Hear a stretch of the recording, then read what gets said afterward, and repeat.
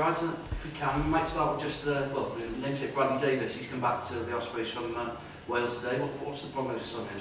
Yeah, no, we haven't found out the full details, but obviously he's been released by the national squad for, he's got to go through a further sort of examination around his knee. So we'll probably know a little bit more information about that at the back end of the week when he's gone in for his scans. So disappointing for him himself to be, to not have the opportunity to represent his country in the autumns. But if there is a problem, it's better to be sorted sooner rather than later. It's disappointing for him because he's been in good form for you this season, hasn't he, Bradley? Yeah, I think he's built into the season really well.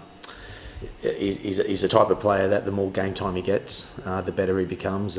He gets his fitness up to speed, and he's becoming I think as he's getting older, he's becoming a far better player with age, as opposed to that being more difficult for him.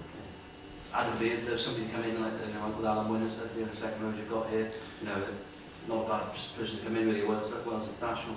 Yeah, absolutely. We're unfortunately sometimes when you have a good stock of locks, when you do come into these international windows, the club is the one that gets hurt by it. So, we're really pleased, and we hope that Beardy can push on in the autumns as well. And unfortunately for us, though, we lose 3 top quality locks in an important period for us. But in saying that, for the national game, it's brilliant. Any others coming back? Obviously, some of the guys were rested last week. There was a couple of guys who were injured. I'm thinking perhaps the likes of Dan Lydiard, Dan Evans. How are they? Yeah, Dan Evans is, he's taking part in a training session this week. So we'll see how he goes in this afternoon session. So we're hopeful that he'll come through all right and then be available for selection. Dan Lids is still with the national guys at the moment, so hopefully we'll know a little bit more of that at the back end of the week. But whether he gets released or not, what we've got to try and do is just prepare with the numbers we have right in this moment in time. Can I just ask you about Dan, because he's obviously come back at the beginning of the season, he's got back in the Welsh squad. How impressed have you been by his defensive role that he's renowned for with the Ospreys? Yeah, I think obviously the stuff out in the field, the physicality he gives in the game is second to none. I think the things that he does, which you guys can't see, is around the dressing rooms and around the environment himself. He's a good leader. The guys, when he's out in the field, get a lot of confidence from him being out there, and he's a very positive presence. So I think Dan, over the time, he's a big learner of the game. He wants to keep learning and becoming a better player, and I think one of the skills that he's acquired, I think, over the last 12 to 18 months, he's a really good leadership style, and it's one that the guys really respect. And he's back in the Welsh squad as well, so a reward for his form this season. Yeah, the Welsh aren't short of back rowers, are they? So, with a few injuries, that gives Dan an opportunity, hopefully with the international setup, and we hope he takes that with both hands. Last week, how do you reflect on the game now, a couple of days on?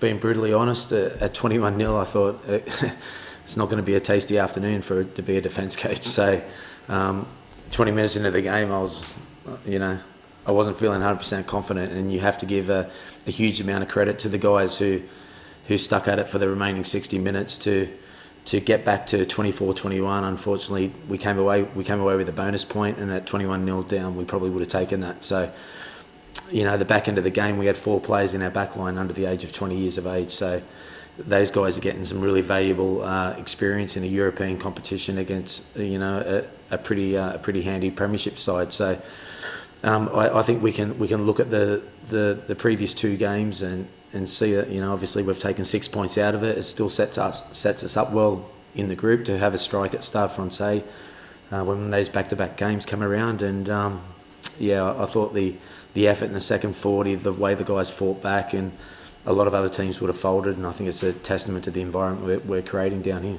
There was a much changed side, and they obviously came back to it very well. Is that the sort of place to put them in that environment? They learned a lot from it? Sometimes your hand gets forced in terms of the selections you can make. We understand where we are as a club in terms of trying to develop depth within our squad. The only way really players can develop that depth is by playing rugby games against good teams, whether that's in the European competition or whether that's in the Pro 14. So I think those young players will be better for that experience, and it hopefully improves the competitiveness of our squad that we can then take into our training sessions and also into games. So they're not going to be any worse for it, put it that way. And I think the fact that, like you said, we were 21-0 down after about 30 minutes and managed to come away and win the second half quite convincingly, and then come away with a bonus point, it shows what sort of character we have here. How do you sort of view the challenge cap in the Pro 14? Because you're obviously back to the Pro 14 this weekend.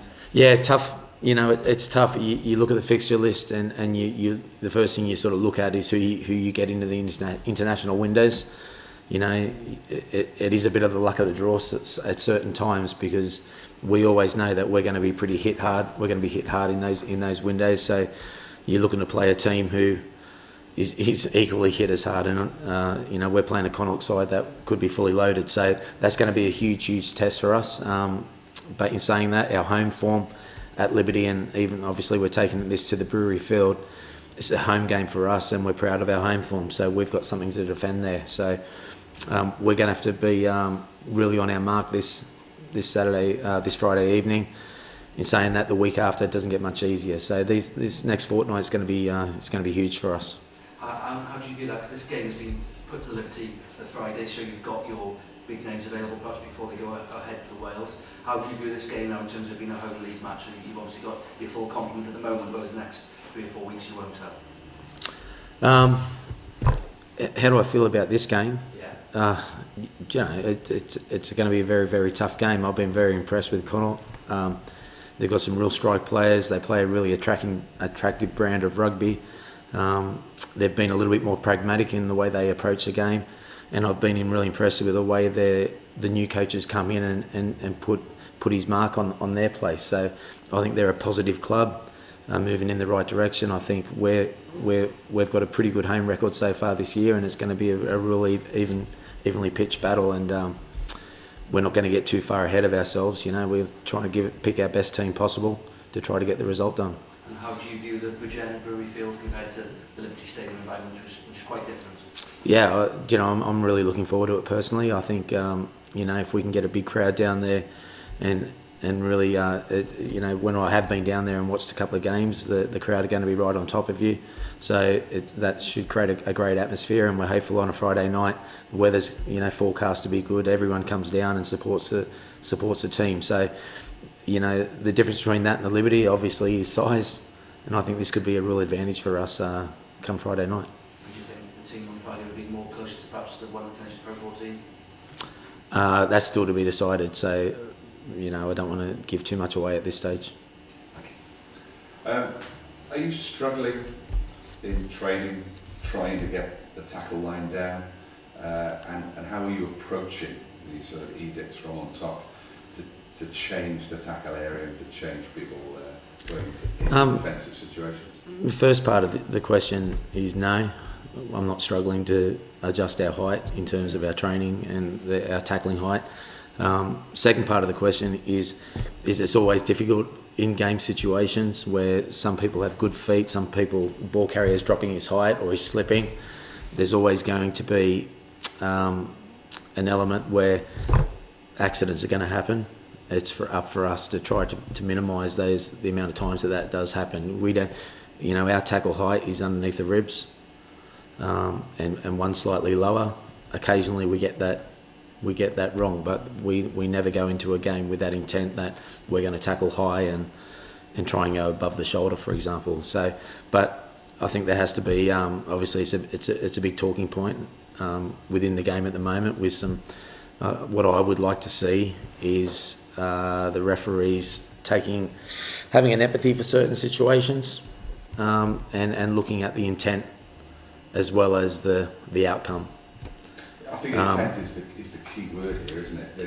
If you're going to be vicious, fine. If you're going to be lazy, fine. But if it all seems to be stacked in the favour of the attacker. Yeah, it is, and you know they've talked about people. You know, the attackers shouldn't be dropping their height, etc., etc. I think there is a responsibility for the defenders to adjust his height. I would just like a little bit more empathy, and I would personally like a little bit more focus put on the intent of the tackler, Is his arm cocked and ready to go high? Has there been any adjustment? You know, is he deliberately attacking around the head, or has it been that as someone's hit the ball carrier, now he's dropping and that height has just occurred through the forces of nature? So it's a really difficult for the guys in the middle, but I think the first thing we should look at is intent. Yeah. It's a bit like the deliberate knock on, isn't it? They were very brutal on that to begin with, but there's a little bit of wriggle room in that now, isn't there? Yeah, I think the referees are now having, you know, a little bit more sympathetic to the fact of whether a guy is going for an interceptor, or is he going for an interceptor, or is he trying to kill the play? Yeah. I think there's two aspects to that kind of law.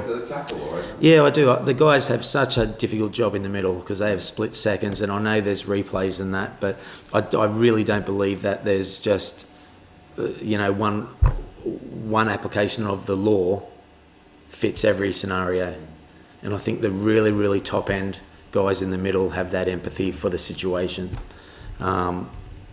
And yes, we do have a responsibility to protect the player, and we take that very seriously. But I would say every defence coach in the country would not be saying to their players, let's tackle high. Do the players get in the message? Do they appreciate it's for them ultimately? Yeah, they appreciate where the laws of the game goes and for the health and safety. But again, we need to accept as a game that there's going to be situations where there will be high tackles, whether someone's being hit, someone's slipping, and that's the empathy I think we have to have whilst looking at the intent of the tackler going in there. Does he have an intent to always go high and swing his arm? And I think if we look at that, and then we can work back from there. In terms of changing technique, have you had to come up with different drills, or is it just a question of, come on fellas, think about what you're doing? No, we haven't altered our technique at all, and you know, I don't think to this point we've had a sin binning for a high tackle so far this season. So our technique is sound. Our application of our technique is sound. In saying that, do I think that, you know, we're at risk of, as any other club, of having a sin binning or something? Yes, we are.